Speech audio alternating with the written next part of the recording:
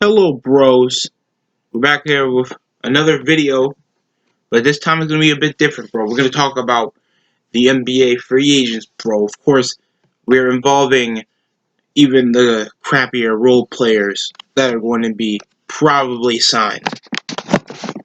There's, of course, all this talent like Isaiah Thomas that only averaged 12 points in a really mediocre three-point percentage, averaging only 3.3 steals per game and a really terrible assist rating.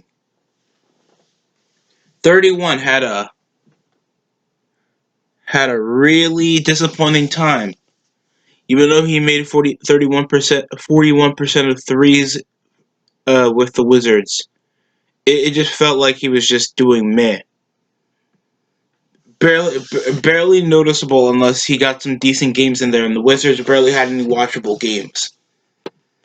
There was, of course, Hassan Whiteside that I thought picked up with 14.2 rebounds with 16.3 points, but wasn't there when they needed him the most. Barely reliable on his defensive side of the ball, and only didn't pick up until December.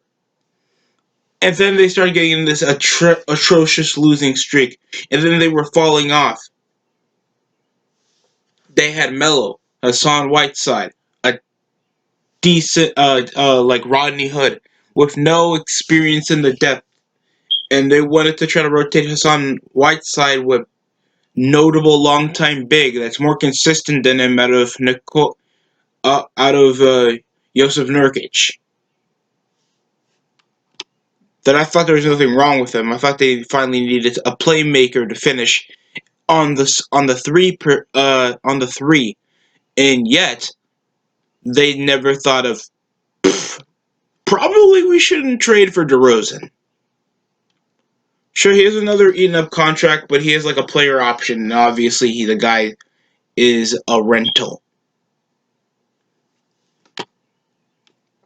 Carmelo Anthony, and he said he wanted to end his career in Portland. Putting up some decisive bowl games, he averaged 15.3. His scoring ability is completely declining in his early 30s. The guy should obviously retire. The guy has not much to give other than a bit of veteranship, and he's shown to take out some games. He'd be averaging 21. Then another game he'll be averaging 23, 33. And they move out the ball still to his pace of play style, and the Portland Trail Blazers are failing. That's why.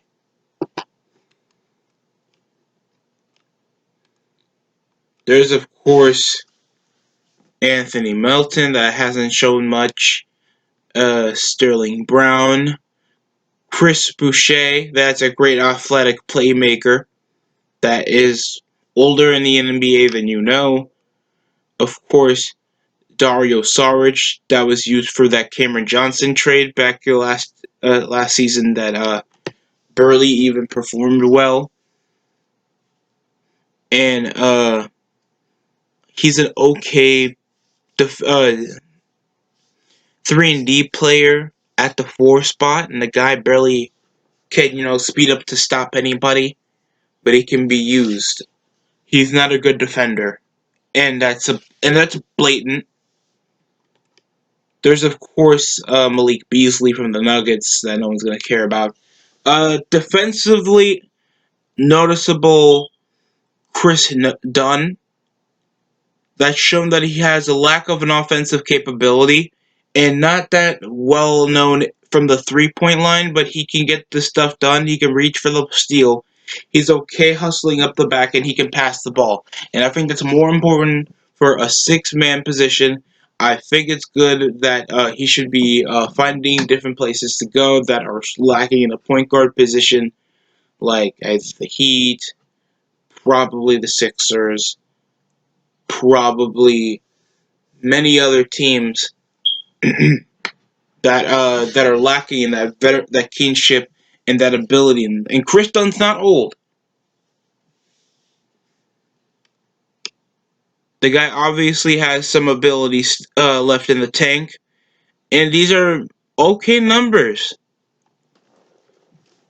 for a guard, especially for a guy that's not getting that much playing time over Kobe White. And I have heard fans that are Chicago Bulls fans podcasts complain over his offensive capability, and if he can't keep up that much with a rebuilding core like the Chicago Bulls, there's a problem. Tim Hardaway Jr. I think they're still because he has a player option. Either the 19 million is not a reality check that probably he's going to leave. Because I either see a few options with him. He's either going to go to the Pacers. He's either going to go to a team with a rotation that's going to be just mediocrely focusing on the offense, or he's just going to go where the money takes him. I don't see that being the Wizards. That's probably going to be the Heat. If no, I don't want him on the Heat. And it just feels like and it's not like the Mavericks weren't doing terrible with him on the team. The Mavericks ended up being at least a bottom five top tier playoff team, and even though it was just Luka Porzingis, uh, decent big men on the bench, and they had better offensive capabilities than last time. And Tim Hardaway Jr. played pretty well at times. He only averaged 15 points. We know how it's a priorities line. Andre Drummond, obviously, off that extensive trade off the middle of the season for his abilities. He's a great rebounder. That's about it. That's literally his playstyle. He's a good putback scorer with an okay slant dunk with an okay with a really above tier rebounding ability, and he can block. He can't chase down. He can't lock down. He's not good at the perimeter D. Uh, he'll get beat whenever it's a slasher, and he can barely adapt. I think I saw him chucking up threes, but that was Tristan Thompson in the game in Cleveland. Obviously, I think they should give a realistic contract for a guy that spent like what 8 seasons as a Piston. And over the reasonable signing that you get a consistent borderline rebounder that you can build upon, and he can finish pretty well with anybody out of Darius Garland, Colin Sexton, probably not Kevin Love, then you could do whatever. Because Tristan Thompson hasn't been desirable at any start of his position. Evan Fournier, uh, yeah, decent finisher. He's a great shooter. He had some clutch games with the Magic involving the Knicks, Cavs, Sixers, and the guy plays wonderfully. The guy averaged near 20 points in the 2019 season, and it just and could have had another breakout performance in the 2020 season if it wasn't for the season being shortened and starting latter half of July. The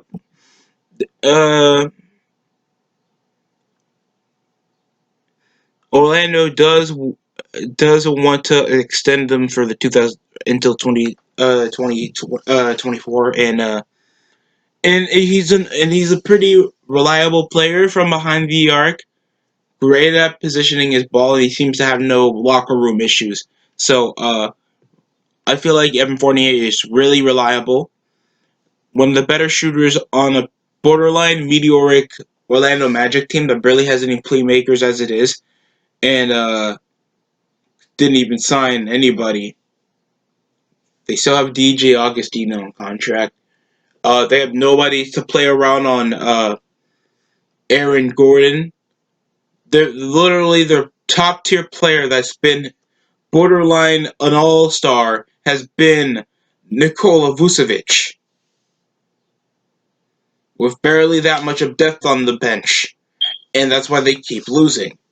They'll come around losing. They'll start winning like 3 games, and then they'll go lose their 7 of 10. So uh, Fournier needs to stay, and I feel like DeMar DeRozan should go to Orlando or somebody else that can fit his playstyle. Western Conference team won't fit his playstyle. He's a borderline playmaking slash all around scorer that primarily works around in the paint and can somewhat shoot the ball. As efficient as he is in this season, where is DeRozan getting a payday in the summer? He's taking 27.7 million and hitting free agency in 2021. And seeing how he's been performing in some breakout games, uh, playing in a really slower, slower potential San Antonio Spurs that's been lacking in that star power, and obviously not in the type of depth that DeRozan obviously wants to stay for the rest of his career. Thanks, literally the best players I have is an aging LaMarcus Aldridge, DeJounte Murray, uh, Derek White, Podol, and nobody else. Bogdanovich, wonderful shooter, impeccable on finding his spots, and backs up to Buddy Held. It just I feel like this probably doesn't work. The Kings need to find something to at least show that they want to be a playoff contender. Other than that, they at least show that they're an entertaining team to watch. De'Aaron Fox can slash up in the paint. Amazing athleticism with Buddy Held. Always finding ways how to shoot the ball with Bogdanovich. And they're not doing as much as they can with Marvin Bagley. Uh, well, Bogdanovich, hopefully he signs the extension, see what they can do for him. Over what kind of rotations that they had. I thought the worst thing they would do was just sign Corey and then sign Dwayne Dedman from the Hawks. Brandon Ingram played a primordial season off, and he's restricted. The guy played wonderfully off that whole trade for Anthony Davis. The guy averaged 24.3 points off 6.3 rebounds with a pretty good efficiency and had some breakout games for the Pelicans. Uh, this is worth a payday other than Hart doing nothing and Lonzo having some decent dishing of the ball. And sure, and yes, this is impressive because also we had young guys like Pascal Siakam and Ingram had that scoring ability. Just people wanted him to put actual protein in his body because, of course, the skinny jokes. But he shows he can move around the ball. Whenever he gets the ball, he's more versatile to shoot it up the post. The guy can do fades. The guy can finish through a lot of defenders with his lanky body, and he can pretty much shoot all around the court. I think people miss that because, of course, the guys he had to play around, the guys he had to share the ball to, and it shows. So it's great to see Brandon Ingram actually produce, make it up to a reserve part of the All Star team, and perform well. Anthony Davis, obviously, he's not willing to leave after, even though they were top seeded. If it wasn't for, of course, this whole pandemic slowing down the process of the nearly everything small businesses are opening up. It seems like we're getting halted of the rules. Of course, Anthony Davis willing to sign probably another extension over to the Cap. And of course, it's a large market team. They'll think of like killing Alex Caruso and Jared Dudley than losing Anthony Davis for any type of cap. And second of all, if LeBron's not going to score, it's going to be Anthony Davis, and he can literally just promoralize the team all around him because he can finish. He's an above average passer, so and nearly play any other position in the court except the 2 and 1. So I guess that's a good thing. Jeremiah Grant, even though he was like, oh, who else do we need? The Nuggets barely made any signings, even though they were like the worst second seed of all time. Dwight Howard, I like Howard just He was pretty good. I mean, sure, he nearly matches his rebound percentage with his scoring percentage, but he was a good putback scorer. He was a great finisher, always really valuable in the fast break, and he can always be the guy to get the block, and still has that group primordial athleticism that made him famous back in the past. Even though it's not 2009 anymore, uh, Dwight had some sprouts that make him still a valuable commodity to have up your bench. Nobody's knowing what's going to happen because it's like 34. Obviously, could still play in a primarily high level, and it shows that he's not letting up at the Lakers. There's also Marcus Gasol and Serge Ibaka. That's still like a good second option, and they've been great. But I feel like the only thing holding up like the Raptors' chances to even feel like they were like back in 2019 is probably the fix on their front court. I don't mind Ibaka staying. Probably they can like lease off, like trade off Marc Gasol, get yourself some spare picks, focus on the five position. Probably Hassan Whiteside, probably somebody more younger. That can be a decent commodity, and we barely have any finishers on the Raptors just think of other than Pascal Siakam and Boucher. And there's of course Marcus Morris. The least I say about him, the more he's gonna punch me in the face.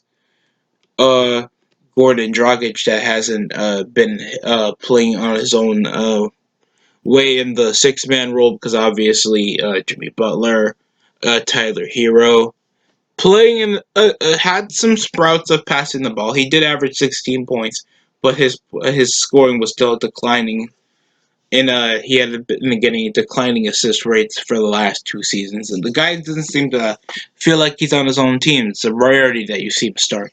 So I think it's better off that he asks for a trade or at least let off his contract because he becomes a free agent come 2021. Tristan Thompson, he's been declining, like truly declining. Like point 0.9 blocks is still a good thing, but the guy only got 10 rebounds after showing that he can produce well. And he's like over 25 years old. This is no excuse. Over primarily big contracts, the guy shows to be nowhere around this rebuilding Cavaliers team when obviously trading for a better rebounder, a better finisher, better off the dunks. The guy's Tristan is too young to be primarily playing a backup role for a 29-year-old. He's the guy's like 26. I think it's better off that he goes somewhere else. Probably New Orleans, because Derek Favors is also going to be available.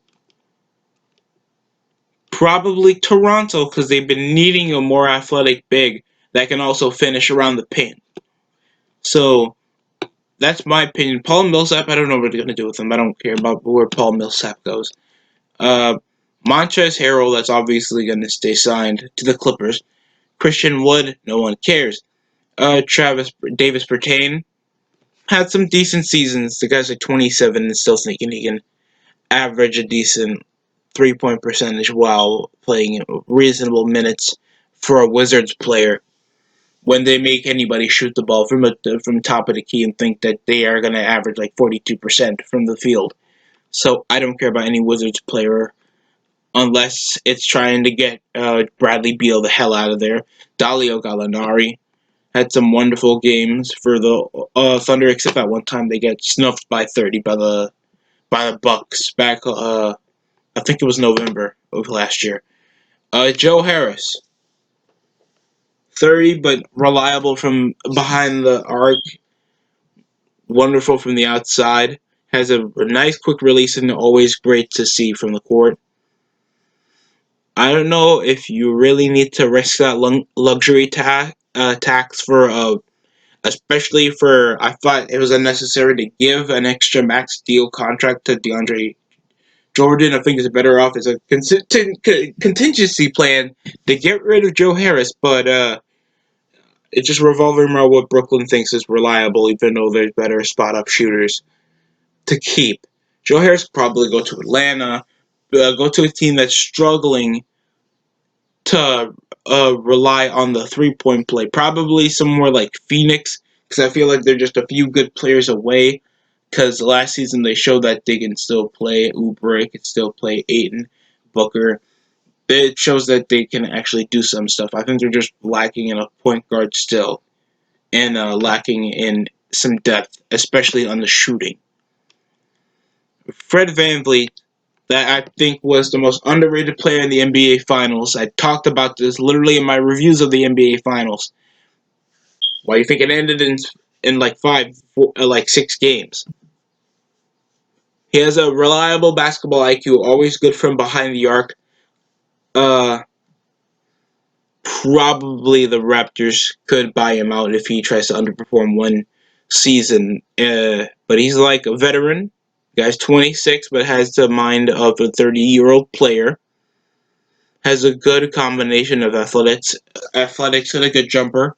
So probably this is like like their gem that they're keeping for a while. I don't think the Raptors have any risk if they lose Marc Gasol. It's a pretty average deal.